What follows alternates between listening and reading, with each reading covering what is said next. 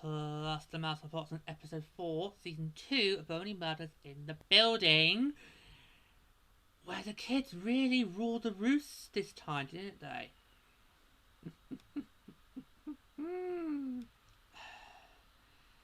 Although, can we actually call it Only Murders in the Building now, since technically it was what's under the building that was need to be going on, but wow. Wow. And let's face it, there were a lot of unethical moments that happened throughout this episode, wasn't there? Which we'll get down to it as a whole.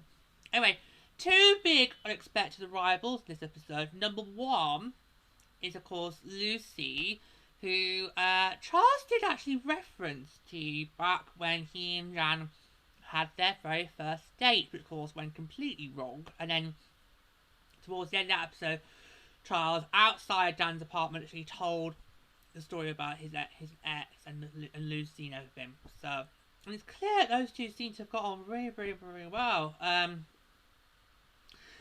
Which does actually wonder, where did it go wrong with Charles and his ex? I'd love to know more about that. But then that was a bit of a shock. And the other big shock arrival was Teddy! Teddy's out of prison!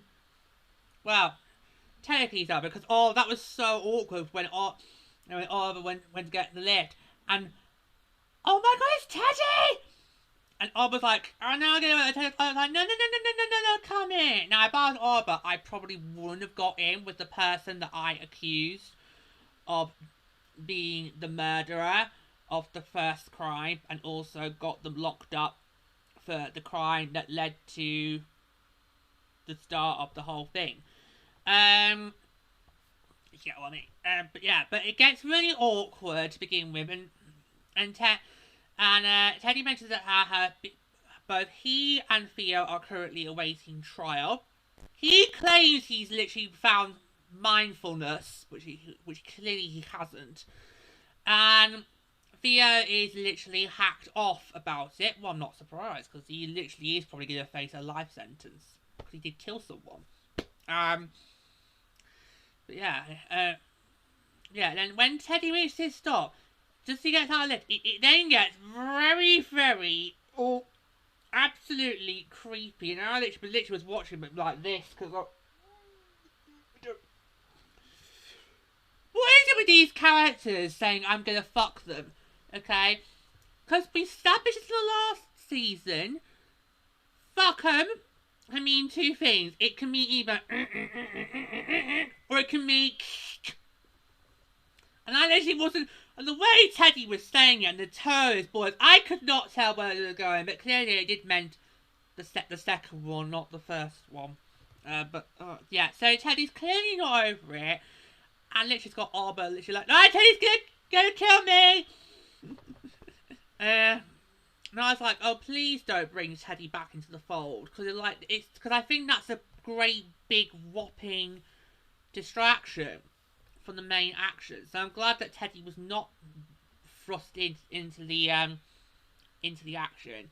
Although I thought it was a bit odd that he was allowed out of prison while waiting trial. I would have thought they would have kept him in the prison cells before, but he must have clearly got bail. But anyway, we will not dwell on that. Let's dwell on the main focus, which of course is Lucy, who of course is the daughter of Charles' ex-partner, who of course shows up out of the blue, and she clearly wants to reconnect with Charles, because I haven't seen each other in what was about 8 years. But oh my god, how did that child manage to speak to her? Because literally, Charles and Albert, literally they can't speak on her wavelength. So Charles gets Mabel to go and see Bond with them, and literally as the two having this scene, they're like, and literally Lucy's like just going at literally 100 miles per hour. And it's like, how's she not literally stumbling or getting or needing to pause the breath? Like, and I literally, I'd be like, Because I would not be able to do it. I mean, what all these cultural episodes you mentioned is like, you're making me even more older than I am. It's like, even the poor Mabel, she was like, guys! It's grown-up talk finished! Ugh. Oh my god. But yeah. But Lucy, this is just, once again, a visitor for Charles ends up proving to be useful in the case. We had Sass last season. She got us to think about the motive. And we've got Lucy, who's now found the incriminating evidence that is the murder weapon that ended up bonking off Bunny. Now, if you remember the first episode when they were being questioned, the detective mentioned to Mabel about the knife. And we're like, what knife? So clearly, that was the weapon that killed Bunny. And you know what? I've forgotten about that ever since, because so much else has been happening. I've just forgotten about that. Until Lucy, all of a sudden, finds it in the dishwasher. And everyone just starts freaking out. It's like, oh, no, don't touch it, no, you touch it. My, no, I'm going to touch it. It's like, oh, God. Honestly, the hysterics was just unbelievable. And then it got even more funnier when there's a knock on the door and then all the police are like, ah! And I was like, why am I holding it? And he just flings it and it just hits the wall. How perfect was that done? I mean, this is what I hate about streaming services. You don't get to have the DVD extras. Because if they made a DVD of it, I expect on the DVD to be an extra for the bloopers. Like, just imagine Martin Short having to do several takes of that where the knife doesn't end up sticking to the wall. I want to know how many takes did that have to take. Because even though that looked perfectly done in one go, I bet you it probably took several goes. But that was just brilliant. But no, it was not the Rosas. It was Howard, who apparently had some hot gossip for us. And he was coming over to their place. So he reveals that I wasn't really truthful with you guys about how I got the black eye. Because he said it was because he was playing hide and seek with his pussy. Yep. Well, turns out that was not the case. And it turns out that he got punched by Nina. And he now thinks what I think, which is Nina is the one who did it. And I'm still, at the end of the episode, I'm still not convinced she's not the killer. I'm sorry. I said this on the last episode, how until I get concrete proof that she's not the killer, I'm convinced she's the killer. Because she has got the motive and the opportunity to have done it. So I'm still not buying it. So yeah, so Howard believes now what I believe, and then of course we then the rest of the episode focusing on Nina. But before that we get to our big reveal, because Lucy has now got another big reveal. So 2 big reveals that Lucy discovers in one fell swoop. What is Charles doing in that apartment? Because Lucy's might have found A, the murder weapon, and B, the secret tunnels. What are you doing in that apartment, Charles? Honestly. How can you not know what's going on in your own apartment? My oh my oh my. So yeah, so Lucy discovers in the bathroom, she discovers these secret tunnels which go under the building. And I'm now like, what? How is the Orcodia able to have this? You know? But it does mean we now know how whoever's doing this, whoever's throwing our trio, we now know how they're getting in and out of the apartment, because there's a whole secret network of tunnels that clearly Bunny must know, because she obviously got that secret elevator, and the person who did it. So yeah, so that was a bit of a shock. It's interesting to see how far they went into the tunnels. It was quite. They went to the whole building, and Lucy seemed to have managed to got a way around this. Now I should have picked on this straight away, should I? I should have done it. I mean, at the time I watched the episode, I wasn't really too focused on how does she seem to know we're around these mysterious tunnels that we are now just learning about for the first time? And the cog should have been turning in my head, ready for that end of the episode revelation. The cog should have been turning, but the timing worked, because I was still, you know, like, my head just couldn't get over the fact that the Arcadia's got a secret set of tunnels. I just couldn't believe it. But I should have picked up on that, and I didn't. So Oliver tells her, how do I get to where Teddy's apartment is? So she tells him, and he goes there. He goes to the tunnel that is right underneath Teddy's apartment, and basically sees that Teddy and Theo are having an all-out barmy. Because it's like, Teddy's like, all I've ever done is try to protect you, and Theo's having none of it. And then it's like, what do you mean you've got your own lawyer?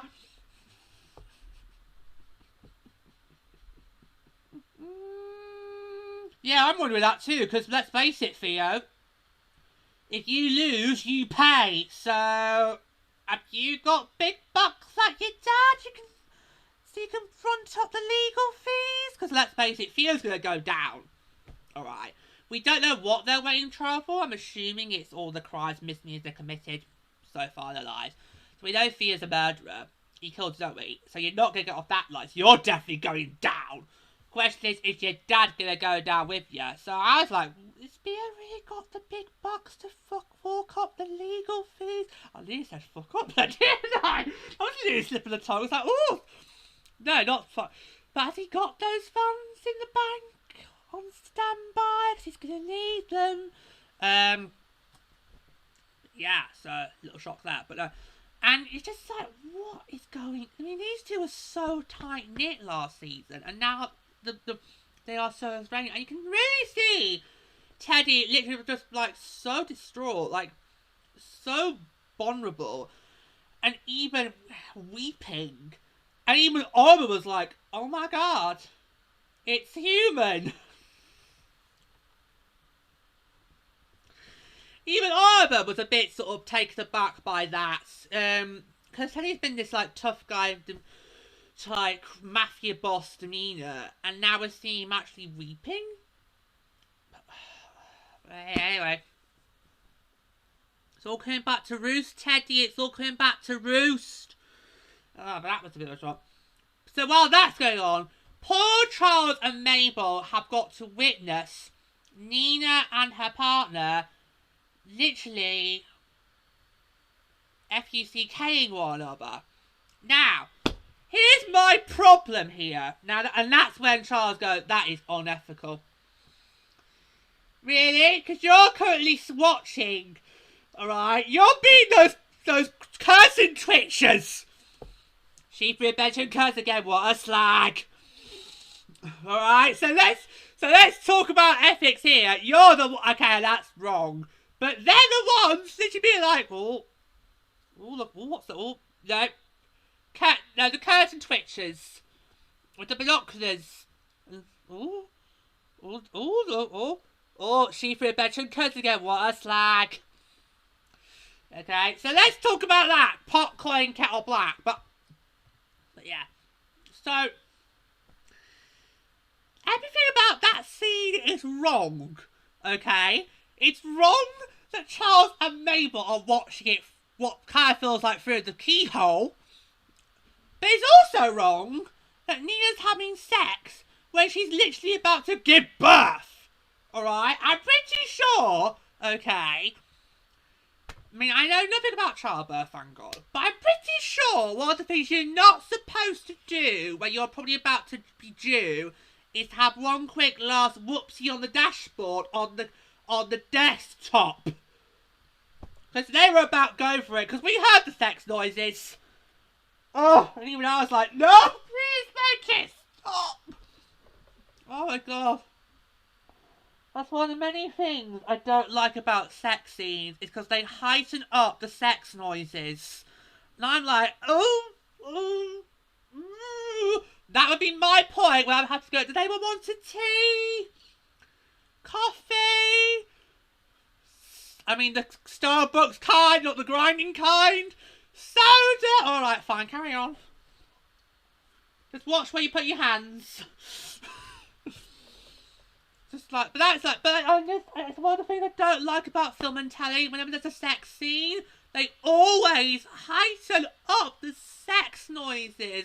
Like, I don't want to hear this in my living room. It's like, no. God, even if it's only a few moments, like it was in that scene there, but I'm like, oh God. I mean, I've got no problem seeing them do the dirty, but please don't do the sex noises. We all just look. Yeah. The reason I mentioned the baby is because it happens. Cheap body has it. Because the trio decide to go and basically interrogate her, and they really don't go subtle here. I'm surprised, because I would have thought they would have gone it subtly. I mean, okay, yes, she's prime suspect, but you would have done it a bit more subtly than what they did. You know, it was like, oh, it, love, the jig's up, mate. It was like, whoa, hang on. We're going to go for it. We're going to go straight in. We're not going to play the subtle approach. We're not going to be discreet. We're going to go full throttle. Okay, love, jig's up. You part the cards. Jared can't save you now. It's like, no. The waters break. And they don't just break. They're like, it's a fountain. It was like, whoa. And did anyone else thought it was like some like Skittles were coming out? It just felt a bit... It didn't feel realistic. That's what I'm gonna say here. Because normally you see, I mean, yeah, okay, it's a big splash, but it kind of looked like there was a lot of Skittles that just now being. Maybe she was hiding up her breath, and it was like, ooh, coming out. It's like it was not very realistic. Nina's water's breaking. Let's just say. So there we go. Puff. But hey, if you are going to be the killer, what a perfect timing! Water's break, baby's coming, let's not question me anymore whether I did it or not. Let's book the man I'm about to have a newborn, I'm in my home. But no, perfect timing. I mean, she's not that good of a convincing actress, Nina, but if she was, what perfect stroke of luck! Anyway, so that leaves the trailer up here. Well, who's going to do what? Who, what, where? Oh, but... Mabel don't know what. Well, actually, Mabel doesn't know what to do. Arber's literally got the dictaphone in her face. And Charles like, not now.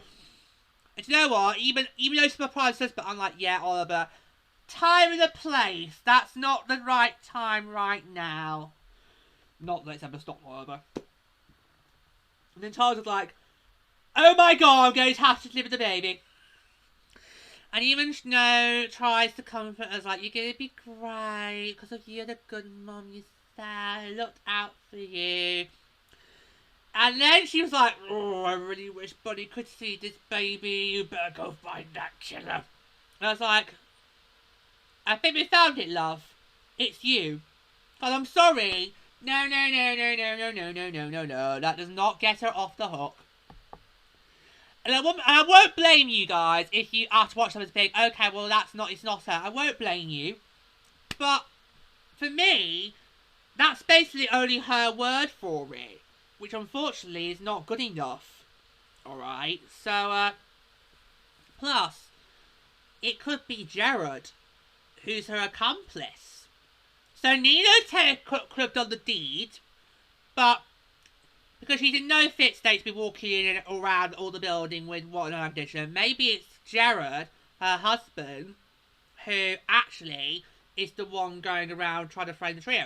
So they're in it together. They clearly are in it together because they were like, before we had the sex noises, they were talking about like, oh, do we do the right thing? And he's like, yeah, Bunny had to go. Then when we get that boat, our, what was it, Sky Pod will be on that building. Basically, it confirms what we all feared last episode, which is that Nina wants to monetize the building. Not a good idea. But yeah, so I'm wondering it's now a two-man job. Let's see, let's get the husband involved. Maybe he's the accomplice. But yeah, so I'm sorry, I'm not buying that, because usually she could say that to throw them off her scent. But, not buying it.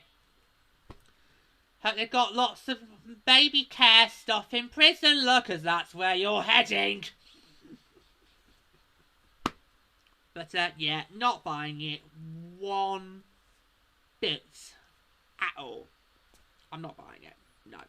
But, yeah, so what a bedful that was for Rodria. I love how they then go, they're back in Charles' apartment, and they literally just go running through all the strange and eventful stuff they've been through today.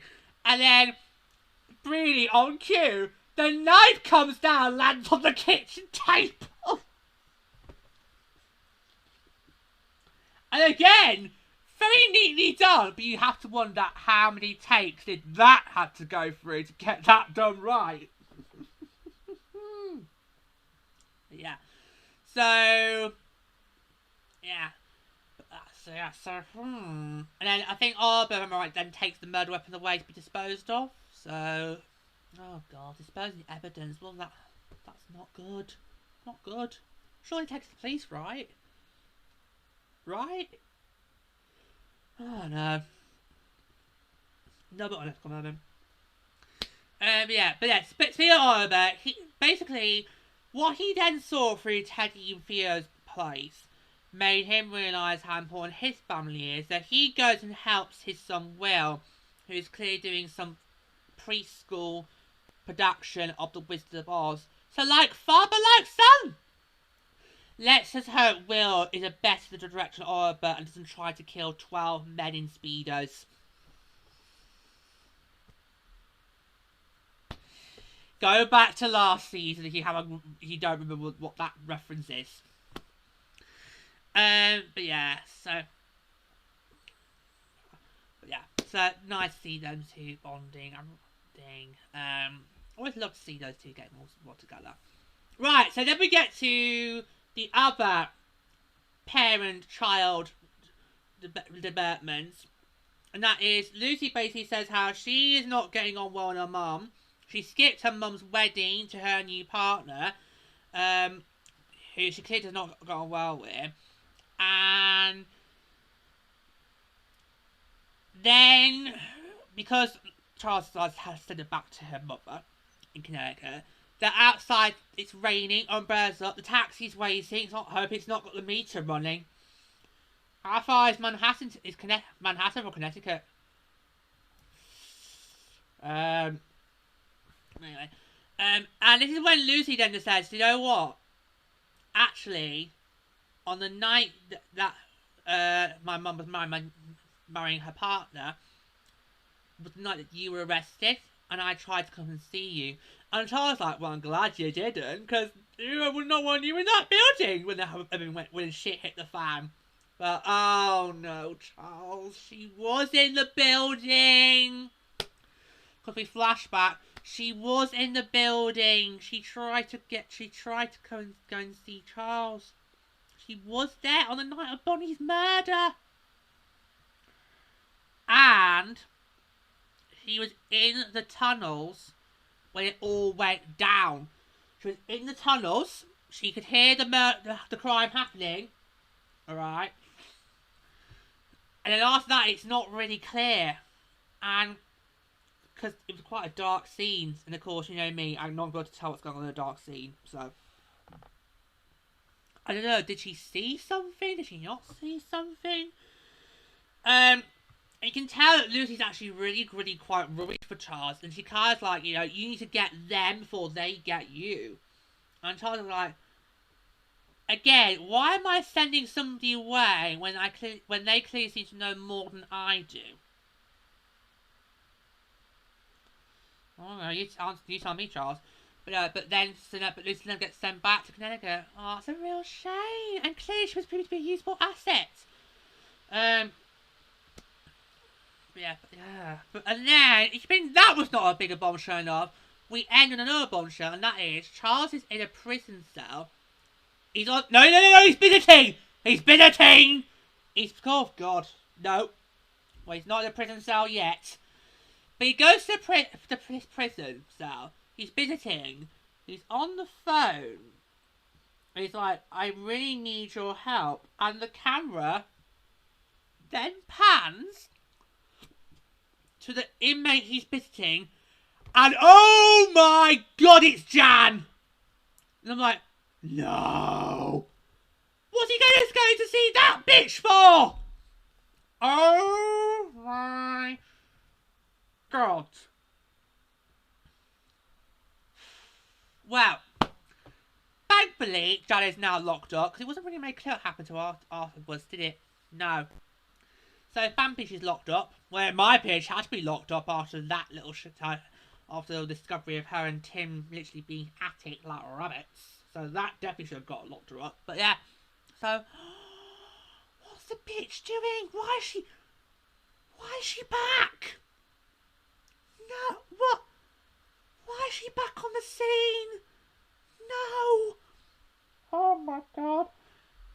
She was a complete nuisance. She's gonna be no help because she tried to literally throw them off last time. So it just thinks she's gonna be helpful. Maybe go rewatch episode 8 of the last season. So she's gonna be no help. I don't know if Charles thinking it would take a killer to know what a killer would do, but no, she's gonna be no help. She's completely deluded. So, oh my god, I was not expecting that. Oh god, wait until Mabel and Arbor find out. Just you wait. That is not going to go down well. That is not going to go down well like a lead balloon. That will not. Oh my god, what is he playing at? Oh my god. Wow. Oh, wow. So, a lot of revelations by, I mean, how does that building even have a secret network of tunnels? I don't get that. It feels a bit House Anubis to me. But yeah, it just feels bizarre. You know, and how easily you can see what's going on in the other apartment. It's just like, wow. Yeah. But there are a lot of unethicals in this episode, let's face it. And Charles was a bit pocked about he said it when doing an unethical thing himself. So, yeah, but I was not expecting to see Teddy come back. I thought the race for Teddy was literally a done and dusted. I was not expecting to see him coming back. I don't know if I should feel sorry for him. The fact that he and his son are now based is strange. Because Teddy, it kind of is sort of your fault. The things you did. You know. You basically perverted the course of justice to keep Theo out of jail. Which clearly ended up being in vain. Because Theo's going to go to jail regardless. Because he did actually kill someone. So, or wonder if Theo and Teddy will share cells. Ooh, that would be a bit awkward, wouldn't it? Ooh, I don't know. But that, and then obviously Lucy coming in, I was like, I'm glad we got to meet her. Because it was quite a sad story that Charles told, you know, in the last season, you know, and clearly we saw, when we saw the episode, those two clearly got on well. So it was a shame that he basically just sent her back to Connecticut, when clearly she's not happy in Connecticut. But it's kind of right, because let's face it, she's not safe in that building. Let's face it, she's not going to be safe at all, so probably the best. And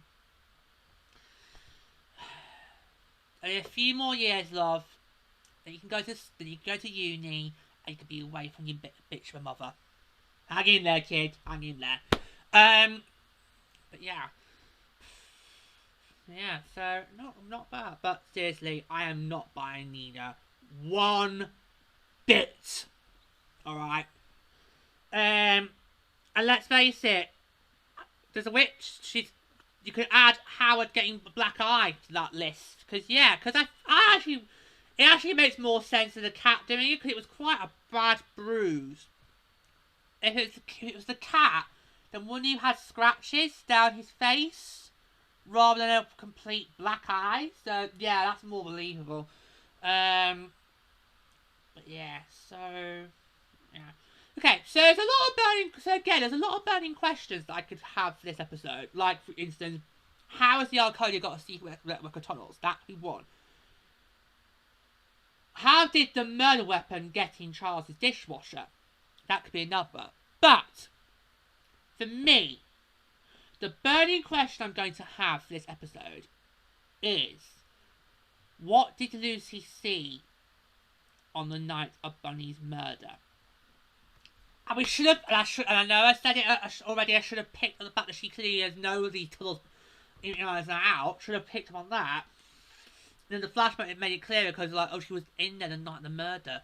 So, and it was pitch black, but clearly she must have seen something. Otherwise, she would not be literally being scared for Charles' safety. So, yeah, so that for me is going to be the burning question out of this episode, and that is, what did Lucy see on the night of